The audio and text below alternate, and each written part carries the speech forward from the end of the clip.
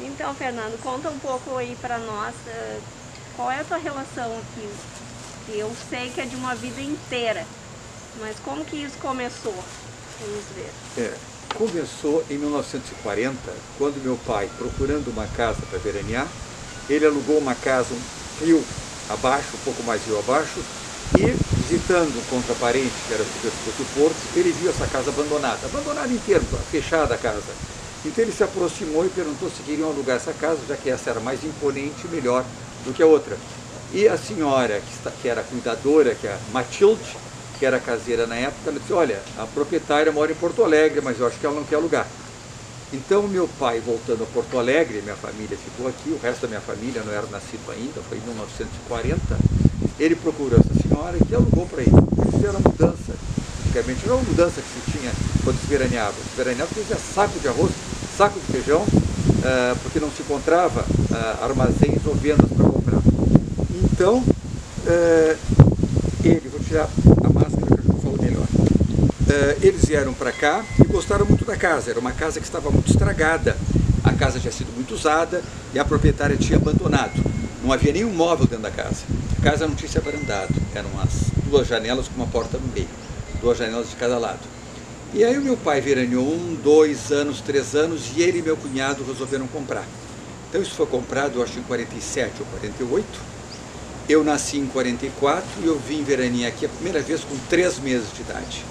O que faz, portanto, 74 anos e alguns meses, e muitos meses.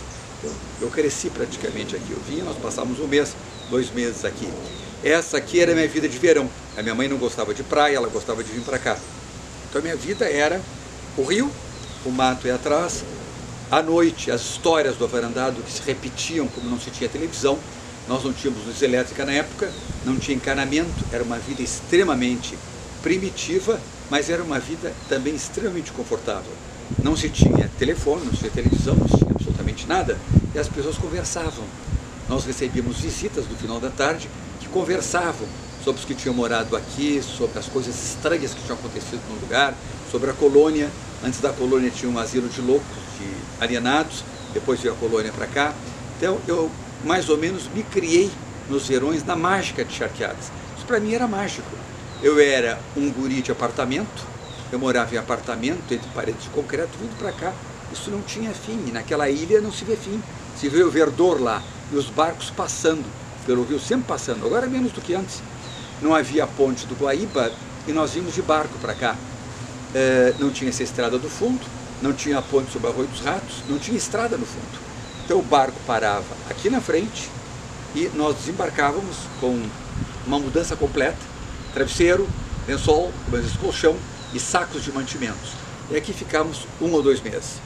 Carne se conseguia uma vez por semana na colônia, quando eles carneavam. Então meus primeiros anos foram passados aqui. Quando meu pai e meu cunhado compraram, a primeira coisa que eles fizeram foi reformar. Então a grande primeira reforma que houve foi em 48. E se colocou avarandado, mas se manteve a estrutura da casa exatamente como era. Se manteve também o telhado como era. O resto ficou, portanto, igual. E a outra reforma que eu fiz foi, eu acho que em 1994, 95, e aí eu fiz uma reforma para valer, inclusive troquei janelas, troquei portas, porque essa propriedade ficou abandonada, era da minha irmã mais velha ficou com ela, e a minha irmã não aguentava mais a despesa que dava isso aqui, e a possibilidade de ser invadida a qualquer momento, já tinha havido um processo de uso capião.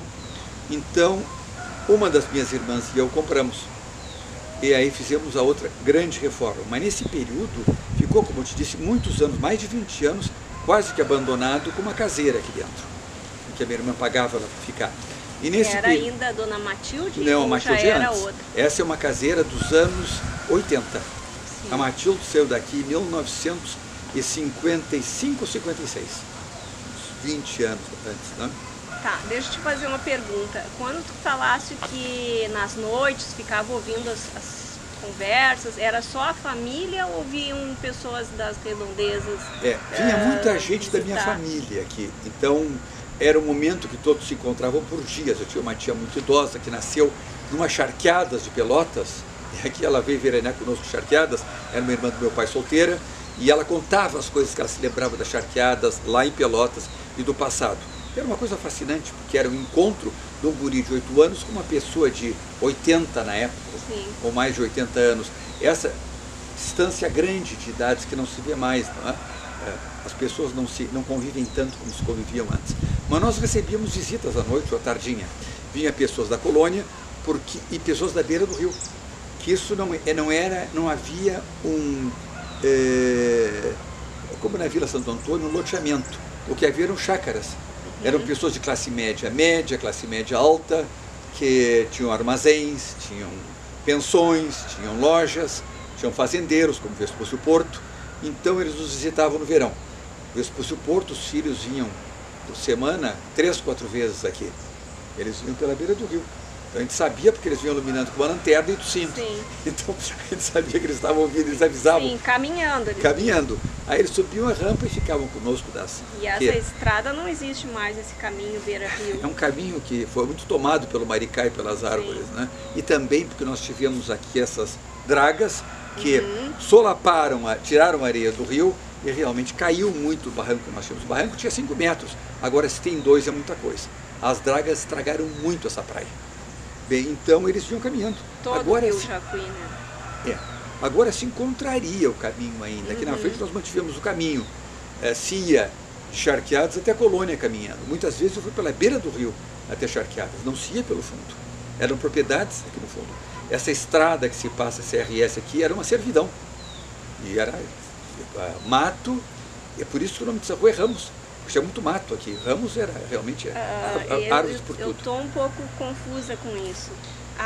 Essa que dá acesso ao sítio que tu chamas essa de RS ou não? A outra, não, no fundo, lá. Tu tens uma RS no fundo e essa outra aqui, que vai da esquina ali do posto dos caminhoneiros até a Vila Santo Antônio. Sim. Essa era uma servidão e a do fundo era uma servidão também. Era um caminho entre pedras, entre grama. Isso foi depois desapropriado pelo governo. E essa servidão não foi desapropriada porque sempre existiu e o pessoal caminhava aí por trás. Nós andávamos a cavalo aí atrás. Então, a estrada das tropas poderia ser essa que hoje é a RS? Não. A RS é paralela ao rio. A das tropas vinha lá do fundo, da BR. Não era BR na época. E elas entravam pela via corredora. E eu acho que elas iam da mesma maneira até essas pequenas charqueadas. Sim. Essas 12 ou 13 charqueadas. Eu sei que eles passavam por lá. E essa era das maiores charqueadas que tinha nesse bloco aqui. Não tinha outras maiores, inclusive, como a do Curral Alto. Não é? Essa talvez fosse a maior. E se você cava aqui, você viu que eu tenho, tem uma grande quantidade de ossos enterrados. Você cava um pouco aqui, já começam a aparecer ossos. Isso é aqui nessa parte onde está a casa, quando tu era fala nessa o mato, parte. ou é lá na entrada? Era aqui também. E era principalmente lá, naquela parte perto das taquareiras. E no túnel também, mas eu acho que eles matavam o gado aqui na taquareira, que era perto d'água. As pessoas matavam e jogavam as tripas dentro do rio. Então, quanto mais próximo fosse, melhor. Aquele era o caminho, é o único caminho que eu conheço de charqueadas do gado, é aquele ali, que eu mantive aberto, e onde passam os carros, etc. Se tu olhares dos dois lados, tem 2 valos. Esses valos foram cavados pelos escravos, não sei quanto tempo durou, para que não houvesse que vinha muita água para cá. Agora tem açudes, mudaram as coisas, não existe essa água que descia pelas encostas em grande quantidade. E como aquela estrada ali ficava tomada de água, então construíram 2 túneis para a água sair da estrada e o gado poder passar. Então nós chegamos, agora está tomado de árvores e arbustos, mas dá para se ver perfeitamente. Realmente são 3 valos grandes que tem, da entrada até quase aqui na frente. Bem, qual é a outra parte da tua pergunta? Não, tá muito boa a explicação. Mas isso que eu queria dizer, aqui tu não encontra mais tanto. E tem algumas coisas, inclusive, que elas estão surgindo, que eu estou lembrando assim, que tu nunca tinha me falado e que elas estão surgindo na tua memória agora. Aqui tu não encontra tanto caco, porque quando eu fiz a reforma em 1995, mais ou menos, nós compramos alguns caminhões de terra vermelha e de saibro e nós colocamos aqui. Foi uma quantidade enorme de terra. Então, isso aqui estava muito baixo. Agora nós aumentamos muito. Sim. Então, não é exatamente o que era uns anos atrás. Se encontra ainda muita porcelana e muito osso lá. Lá tem muito ainda, do lado das taquareiras. Eu acho que é ali que se matava o gado. E taquareira, taquara não é brasileira, isso aí é da Índia. Então alguém trouxe para cá, plantou, que é uma coisa, um vegetal que cresce rápido. Sim. Então eles faziam os tramados, botavam ali a carne em cima, e é muito fácil de fazer esses tramados, inclusive pode fazer uma chopana com isso aí, né? E plantaram ali. E tem no meio do mato também. Tem no meio do mato uma plantação de taquara, que é mato virgem da Mata Atlântica. É um dos últimos resquícios da Mata Atlântica que tem, como aquele mato que tem lá atrás também, que ainda está um pouco preservado. Então esse mato é um resíduo e dentro do mato, bem no meio, tem essa taquara. E tem ali um buraco fundo, que é quase como um poço, que devia ter sido usado em algum momento. E eu, cavando esses tempos lá, achei uma moeda de 1785, 86. Isso é uma preciosidade. É uma preciosidade. Uma raridade. Mostra que aquilo ali era habitado também, não é? E se encontra alguns restos, como tijolo. Eu encontrei um osso que eu acho que é humano. Porque eu acho que as pessoas que faleciam naquela época, e tu me dissesse que acha que não moravam aqui, que isso aqui era um local de trabalho apenas. Na primeira fase do Fernandes Lima, sim. Mas alguém devia morar aqui. Eles não Sim. deviam ir para Porto Alegre de barco, voltar Sim. e trabalhar, ou ir para outro lugar. Não. Eu acho que moravam e construíam chopanas. Sim, o que eu quis dizer é que o dono da charqueada não morava aqui. Mas alguém morava. Claro, o capataz e os escravos, com certeza. E era muito complicado levar naquela época, não tinha motor, levavam realmente a vela. Os barcos Sim. subiam o rio acima com vela, ou para Porto Alegre para enterrar alguém. Então eu acho que as pessoas eram enterradas aqui. E esse osso é uma parte de um fêmur que eu achei no meio do mato, nesse lugar. Que é muito interessante. Tem um valo lá, que é uma vertente, na realidade, para segurar água. Na minha cabeça, na minha fantasia, os escravos moravam lá. Isso é uma fantasia minha, que pode não ser Não, mas verdadeira. ela procede, eu acho que sim. Acabaste fazendo um trabalho de arqueologia, assim, como é que eu vou dizer? Totalmente amadora. Espontânea. E totalmente Sim, amadora. sim, E eu por segurar, acaso, eu guardar esse material todo. Tem assim, vidros e caixas desse material que eu achei aqui. Tem coisas antigas que a gente acha. Mas muitas descobertas, elas acontecem assim ao acaso, né?